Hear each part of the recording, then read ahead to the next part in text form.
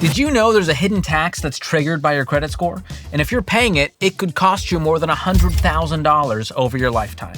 Today, we'll talk about what it is and how to avoid it so you can, not throw away $100K. I'm a poet and I didn't even realize it. Stop talking, George. You stop talking. Okay, so here's what's happening. According to a new report, if you have a credit score of 620 or below, and 1 in 5 Americans do, you're getting absolutely hammered by a, quote, subprime tax. Now, to be clear, this isn't technically a tax that gets collected by the government. This is banks, lenders, and insurance companies charging you thousands more every year just because your credit score isn't good enough for their liking. And it's all about risk. According to the report, the lower your credit score, the more likely you are to fall behind on debt or file a claim. Fair or not, it's as simple as that. End quote. So how much is this subprime tax costing people with lower credit scores?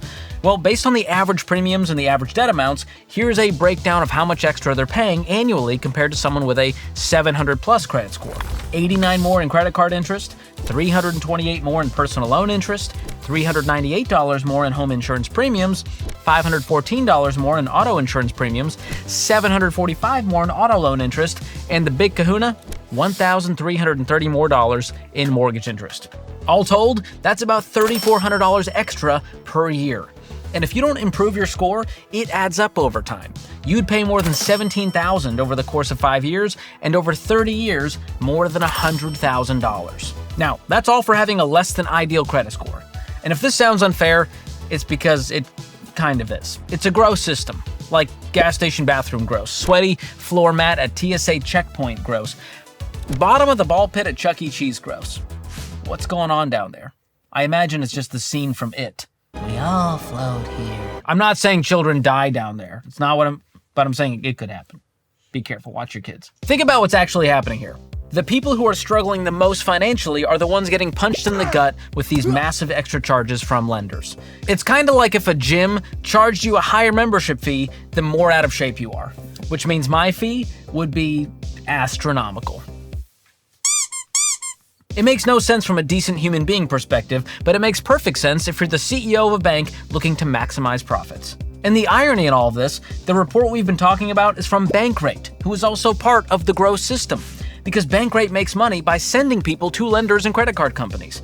Just look at the fine print at the bottom of their website. Quote, "We are compensated in exchange for placement of sponsored products and services, or by you clicking on certain links posted on our site."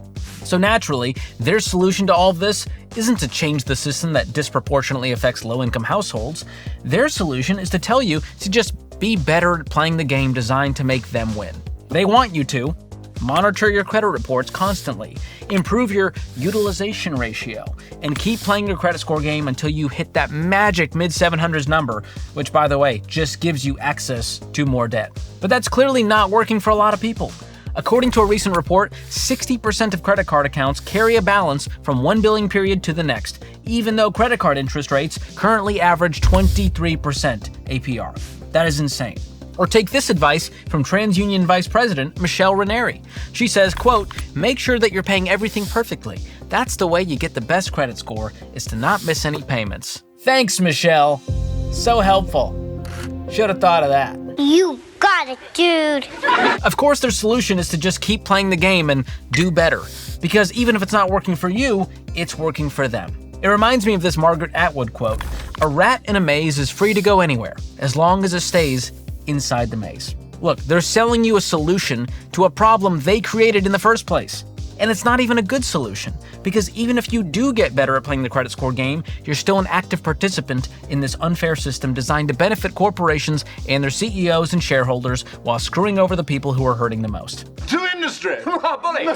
But there is a real solution to all of this. And I'll tell you what it is, but first, let's talk about a solution to your personal info being all over the internet. And that solution is Delete Me, a sponsor of today's video. Delete Me removes your info from hundreds of data broker websites to help cut the risk of getting scammed and spammed. Their data privacy experts work all year long behind the scenes to keep tabs on who's got your info. And here's the cool part. If you're a Delete Me subscriber and you find your info on one of these sites, you can submit a custom request and they'll get to work on taking it down. And with my special link, you'll get a discounted plan that comes out to about $9 a month, and it's worth every penny for the peace of mind. So to get the deal, go to joindeleteme.com/George or click the link in the description below. Okay, back to the subprime tax. What's the real solution here? Well, it's actually pretty simple. Stop playing the game. Now, I'm not talking about having a bad credit score and tanking it. That is no bueno, and that can hurt your financial life. I'm talking about having no credit score. Nothing. Zero. Nada. Invisible. Okay? It's literally what it is. You become what they call credit invisible, much like I was invisible to girls in high school and girls today. Nothing's changed. George, meanwhile, had just been broken up with by his first girlfriend and was on his way home. And you know what? Life is way more peaceful when you're not constantly worried about your credit score. You're not checking apps every month. You're not stressing about utilization ratios. You're not playing the stupid game where 3 companies get to decide how much you pay for everything. The only 3-digit number you have to worry about is your weight and the code to the pool at your ex's apartment complex. What she doesn't know won't hurt her. Plus, it's salt water, and they have those little sun shelf loungers. I love those. That was creepy. Because when you don't use debt, you don't need their approval for anything. You buy cars with cash, you save up for a house and put down a solid down payment, and you don't need permission from 3 major credit bureaus to live your life. Now, before you come at me like, well, George, you're not being realistic, okay? You need a credit score for everything. Can it, Buster? It's going to be okay. Let me walk you through this. Our society has been so brainwashed by the financial industry, we think we need a credit score like peanut butter needs jelly, like Batman needs Robin, like a Bachelor contestant needs a tragic backstory. But a lot of people live perfectly fine lives without credit scores. Now, I know what you're thinking. Well, George, what about buying a house? Well, you can absolutely get a mortgage without a credit score. In fact, I've done it. It's called manual underwriting, and this is where banks look at your actual financial situation in order to give you a loan. I know, it's a novel concept. And remember, credit scores have only existed since like the 1990s, so people have been doing this for a long time before this 3-digit number made it way easier. Now, what about renting an apartment, you say? Well, guess what? Most landlords care way more about proof of income and a good rental history and a lack of, criminal background than they do about your credit score. And if one landlord says no or one apartment complex, go to the next one. There are plenty of landlords and companies out there who understand a good credit score doesn't equal a good tenant. Just know that whatever you think you need a credit score for, there's a way to do it without one that isn't going to ruin your life or take a bunch of time. And even if it's a tiny bit harder, at least you can sleep better at night knowing you're not a rat in the credit maze. So there's really no excuse to keep your debt hanging around just to keep up a credit score. Pay off your debt ASAP and never look back. And I know that's easier said than done, but I believe in you. You can do this. And the best way to do this is with a method called the debt snowball. The psychology of this is brilliant. You get quick wins early on, which builds momentum and keeps you motivated. So let me show you how powerful this can be with our trusty debt snowball calculator, which you can find on our website for free. I will also link it below. So let's say you've got a credit card with a $2,500 balance. So we're going to add that one in. Interest rate is 23%, let's say. Minimum payment, $75. All right. Next debt. Let's do another credit card. $4,500 this time on this one. We're maxing that bad boy out. $145 minimum payment with an interest rate of 22%. Shall we add another one? Sure. How about a car loan? Let's do that. Those are popular these days. $15,000 balance, minimum payment $325 a month, and you've got a 6% interest rate on that. All right, so we've got our debts in there. Now we're gonna include our income. So let's say we bring home $5,000 a month. We're gonna check our debt-free date just based on that. That's not what you wanna see, right? You got $22,000 total in debt, and your debt-free date is April of 2030. That feels apocalyptic. Like, I'm not sure we're all gonna be around by then. So what if we set a more aggressive goal, right? To not pay off our debt in like 5+ years, but more like 2 years. So what if we could throw an extra $400 a month, right? We cut some expenses, we make a little more money, maybe do some side hustles. $400 a month would get it done by December of 2027. Not bad, but at the time of this recording, that's still over 2 years of debt payoff. So what if we could do it in 18 months? What would that take? Well, let's see. If we throw $600 at it, now we're talking July of 2027. $700, May of 2027. $800, April. See, as you can see, as I add another $100 per month, I trim another month off my debt-free date, which I love to see. If we could do $1,000 a month, now we're cooking. February of 2027. I like the odds of this, so you can use this slider and drag it up and down to see how quickly you can get out of debt. And if you don't like the number you see, it tells me something. We need to make more money, or we need to spend less money, and ideally both.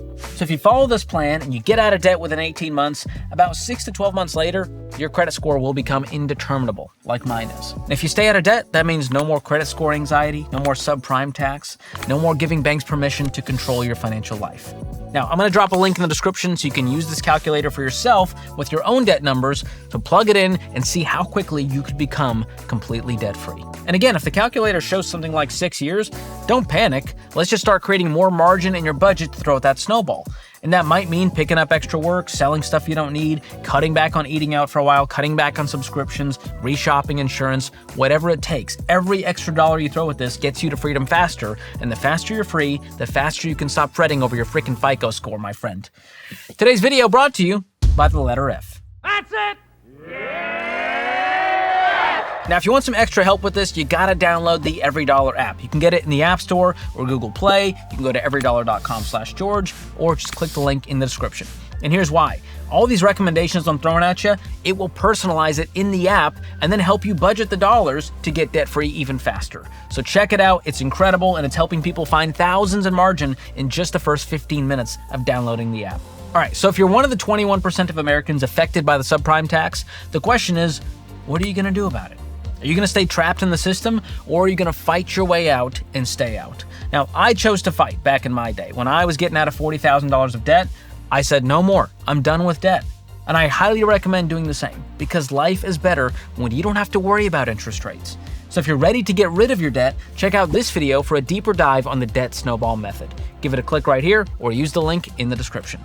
That's it for today. If you enjoyed this video, hit the like and subscribe buttons, and share this video with your ex so you'll have something to talk about in case you run into her at the apartment pool. Thanks for watching. We'll see you next time.